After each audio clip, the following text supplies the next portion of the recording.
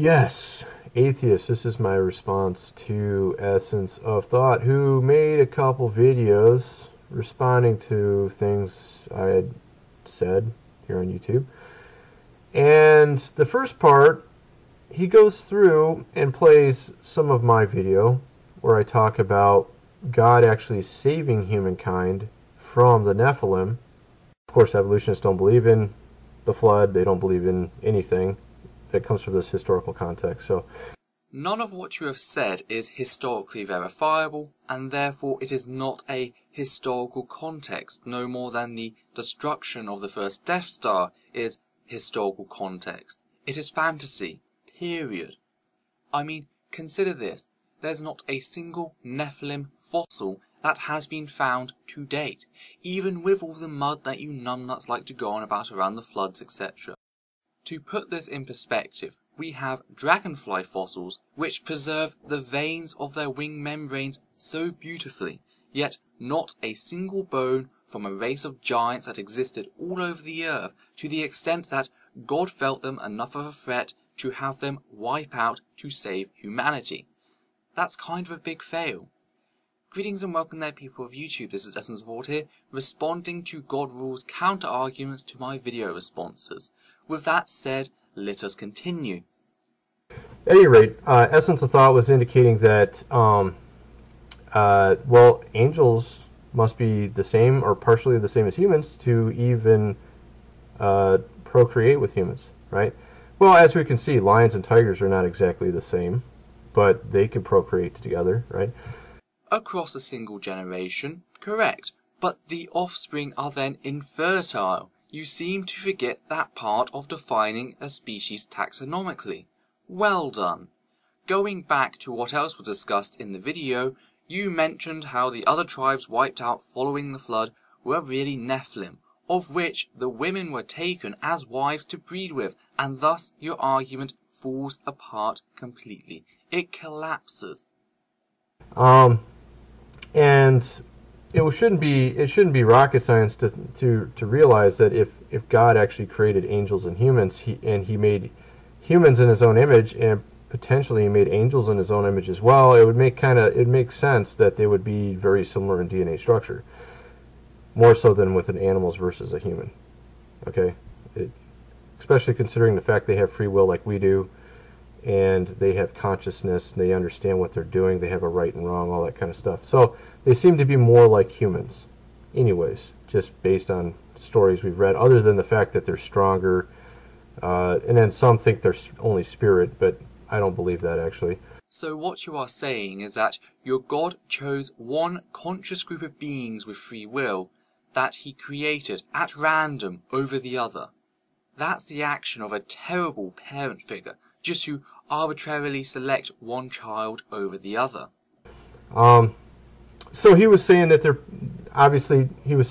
like humans, and then he was indicating that that if you have children with them, then these children are guiltless, because it's not their fault that their parents were half fallen angel, half human.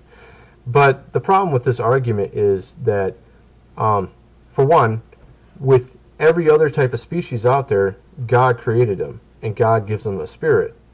Okay?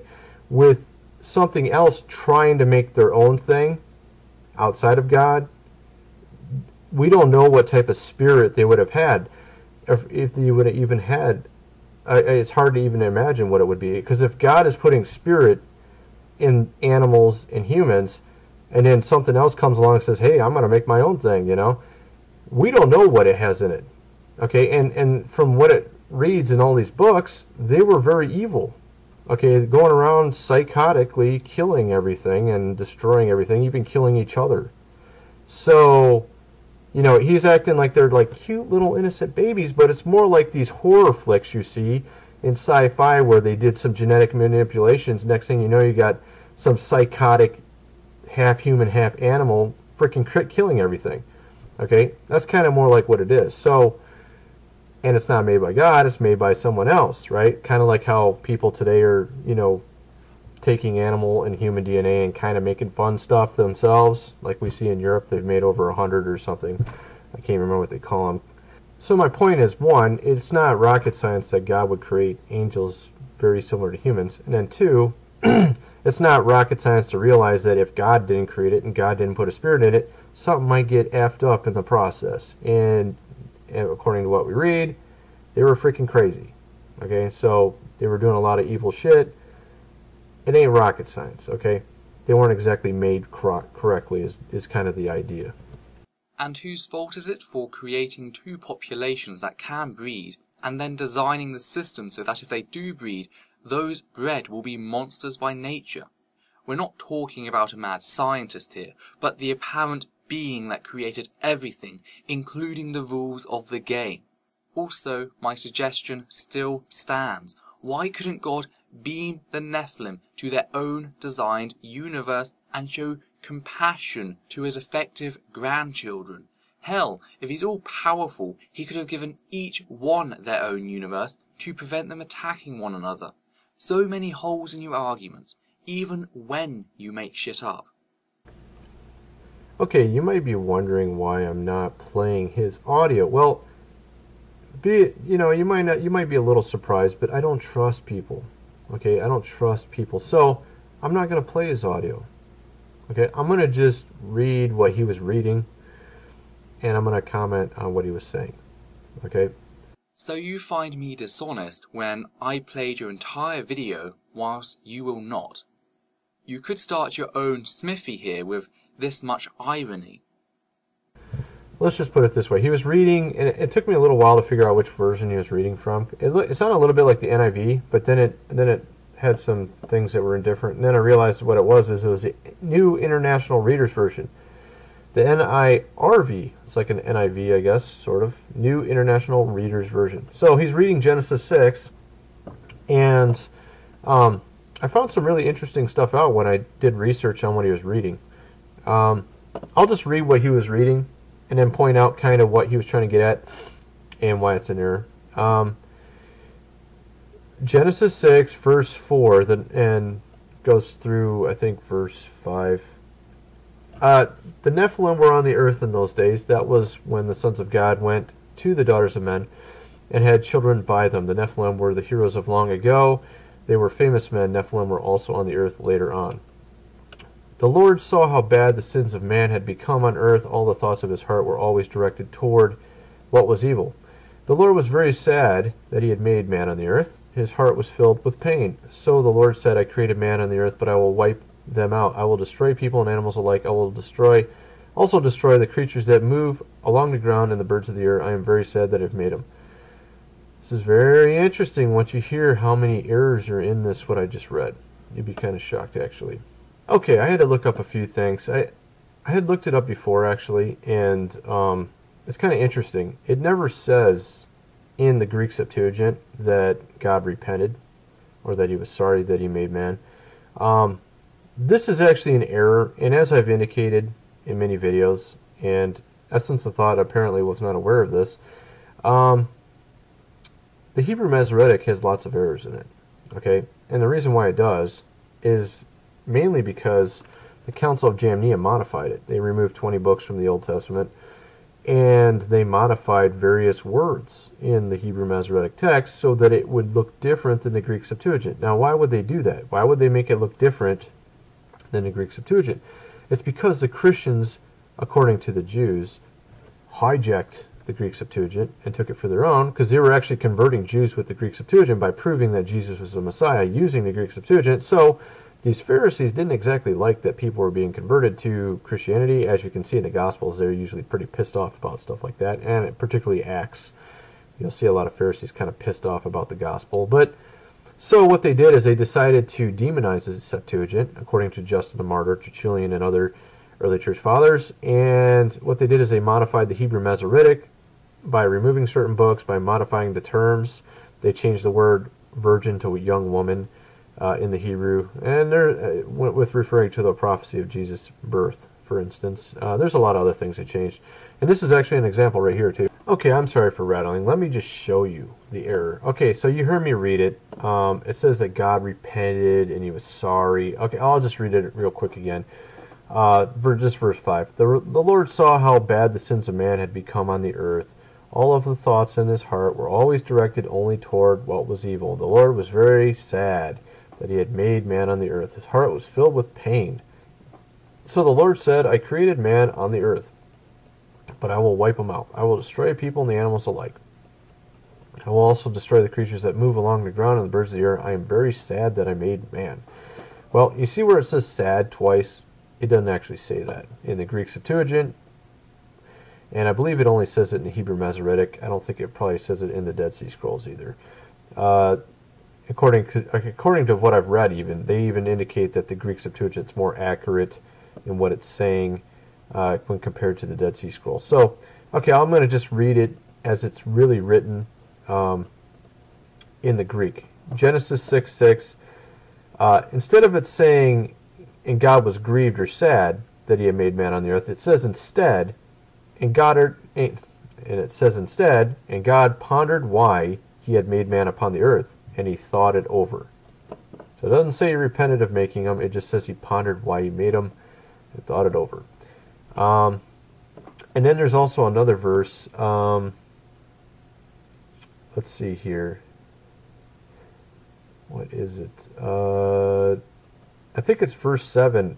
It's the same thing. Just a sec here. Okay, here we go. Genesis 6:7. It says, an alternate way to read it is that it says, for I am angered that I have made him. In other words, he's kind of frustrated with humanity, kind of screwing everything up. Doesn't mean he regrets making him. It just says he's angry. Okay, now, so what does this mean? What does this mean? The point is that, like I said, the Hebrew Masoretic has errors in it. And I believe this is an example right here. And it never says that God repented for making mankind. It actually says he thought it over and he was angered about it. What the fuck does any of this have to do with my original point? It is a non sequitur. The point was that the Nephilim were heroes renowned at the time, whilst the following passages showed God's apparent reason for the flood was directed at man. The mood he is doesn't change anything. The exact quote was, so Genesis not only touches on the topic of Nephilim, but notes that they were heroes and that they magically survived the flood. Then it goes on to say that it was man who was to be destroyed for their sins. So let us look at the conclusions here. On from which I gave 3 scenarios which you had to select from, all of them a failure on God's part. Also, why does an all-knowing God need to think on why he created man? Are you telling me that an all-knowing deity doesn't know his own mind? And all I said in my main point was that God's reason for destroying man was man, not the Nephilim, and you've not even touched on that. So, in other words, he was freaking frustrated with humans. Okay, now, another thing that Essence of Thought mentions is that it says here that he wanted to destroy man from Earth. That was all I ever said on the mark. The last X number of minutes have been wasted junk in response to something I never said. That is why you don't want to show my video, because you couldn't lie so easily. Now, let me show you something that he thinks that automatically means just man, merely man. Doesn't mean Nephilim, doesn't mean fallen angels, it doesn't mean Nephilim, it just means man, right? Well, let me show you something that proves he's wrong. Okay, I get this from a website that has a lot of research on it. He actually labels this under the judgment of the Nephilim. Okay, when you read the scripture in this version that Essence of Thought was reading, which is the New International Reader's Version, it sounds like man is completely judged and destroyed from the earth. Again, let me just read it so we have context. Verse 4 and 5, the Nephilim were on the earth in those days. That was when the sons of God went to the daughters of men, sons of God being angels, in all cases in Hebrew and Greek, but for some reason people don't think so sometimes. The Nephilim were the heroes of long ago. They were famous men. Nephilim were also on the earth later on. And when it says heroes there, it's actually, the way they wrote it here, it sounds bad. It's actually saying that they were like legends. They were known for heroic deeds. Not that they were good heroes or something, but that they did deeds that kind of would get you in the Guinness Book of World Records type of stuff, stuff that's pretty crazy. Slaughter a bunch of people in a row or something like that. Like, actually, well, I don't want to get into that right now, but... And you can't verify a single point of this. You are literally just making it up as you go along. Okay, verse 5, the Lord saw how bad the sins of man had become on the earth. All the thoughts of his heart were always directed only toward what was evil. The Lord was very sad that he had made man on the earth, and I've just shown that's not what it says. And I've just explained that I didn't and still don't care. It does nothing to invalidate my criticism. His heart was filled with pain. So the Lord said, I created man on the earth, but I will wipe them out. Right here. I created man on the earth, but I will wipe them out. I will destroy people and animals alike. I will also destroy the creatures that move on the ground and the birds of the air. I am very sad that I have made them. Actually, it says angry in the Septuagint. And it's not repenting, okay, in the Greek Septuagint either. And now it says here man, right? So it sounds like it's referring to only men, not Nephilim. But we see how it's talking about Nephilim earlier on, and then it just says man, right? So you think, well, I wonder if it's referring to Nephilim and man, or just man or Nephilim. And he was kind of indicating he thought it meant just man. But what I'm going to point out here is I'm going to show you how this actually correlates perfectly with the book of Jubilees, that, either Genesis got its ideas from the book of Jubilees, or Jubilees got its ideas from the Genesis, okay? Because it actually has the literally same sentences. Okay, it's almost like the book of and more likely Moses, if Moses put together Pentateuch with Genesis, if he put it together, it's pretty clear that he got it from the book of Jubilees, because the book of Jubilees is longer, and it's almost like he just took a couple select sentences from the book of Jubilees and put it in Genesis. Okay, and I'm going to read both, and then I'll show you, and it'll be pretty clear that they're from the that one comes from the other. Okay. And it shows also that it's not referring to man, but it's actually referring to Nephilim for the most part. Genesis 6:5 through 13. And God saw the wickedness of man was great in the earth, and every imagination of their thoughts of his heart was only evil continually. And it repented the Lord that he had made man on the earth, and it grieved him in his heart. And the Lord said, I will destroy man whom I have created from the face of the earth, both man, beast, and creeping thing, and the fowls of the air. It repenteth me that I have made them. But Noah found grace in the eyes of the Lord. And the earth was also corrupt before God, and the earth was filled with violence. And God looked upon the earth, and behold, it was corrupt, and for all flesh had corrupted its way upon the earth, etc., etc. Okay, so now let's read the book of Jubilees, chapter 5. And he said that he will destroy man and all flesh from upon the face of the earth, which he had created. But Noah found grace in the eyes of the Lord. And the angels, and against the angels whom he had sent upon the earth, he was exceedingly wroth, or angry, and he gave commandment to root them out of all their dominion, and he bade us to bind them in the depths of the earth. This is referred to in Jude, that they were bound in the depths of Tartarus, which is the lowest part of hell. And behold, they are bound in the midst of them, and are kept separate. And against their sons went forth a command from before his face, that they should be smitten by the sword, with the sword, and be removed from under heaven. And he had said, and that's referring to the Nephilim, and he said, my spirit shall not always abide on man, or strive with man, for they also are flesh, and their days shall be 120 years. And he sent his sword into the midst, that they should slay his neighbor. And this is also correlated as being the Nephilim doing this.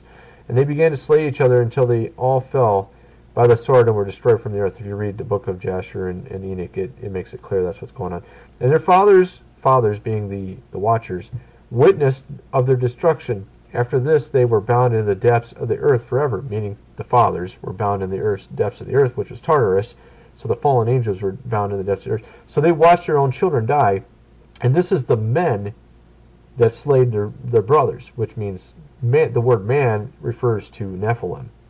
Okay?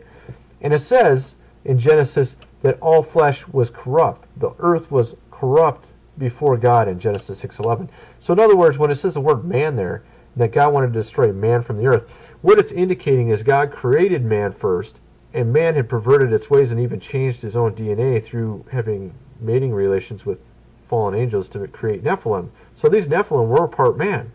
So God wanted to destroy man from the earth because these men were genetically corrupt, and they were wicked, and they were always thinking evil thoughts anyways, continually. So they weren't even humans anymore. They were already modified humans. Well, your own quote really fucked you up over big time here. From Genesis. That he had made man on the earth. And now from Jubilee. Which he had created. So he would destroy that which he created. Going back to what you said earlier. But the problem with this argument is that, for one, with every other type of species out there, God created them. And God gives them a spirit. Okay? With something else trying to make their own thing outside of God, we don't know what type of spirit they would have had. If they would have even had, it's hard to even imagine what it would be. Because if God is putting spirit in animals and humans, and then something else comes along and says, hey, I'm going to make my own thing, you know, we don't know what it has in it. Okay, and from what it reads in all these books, they were very evil. Ergo, if God set out to destroy that which he created, and the Nephilim were bad because they were not created by God, the only logically consistent conclusion is that the use of man in the passage cannot be including of the Nephilim, as God did not make them. Thus, your argument crumbles on internal inconsistency. You cannot have your cake and eat it.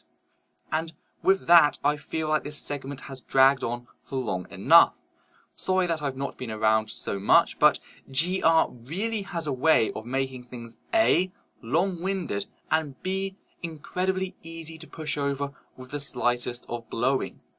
Apologetics, people, is like dealing with a one-legged, no-footed, narcoleptic flamingo. So yes, that is the end of the video. I hope you guys have enjoyed. If you guys would like to support me, please check out my Patreon. Don't forget to check out my Facebook and Twitter, as well as like, comment, subscribe, and share this video. This is Essence of Thought, hoping you are all doing okay. Take care and out.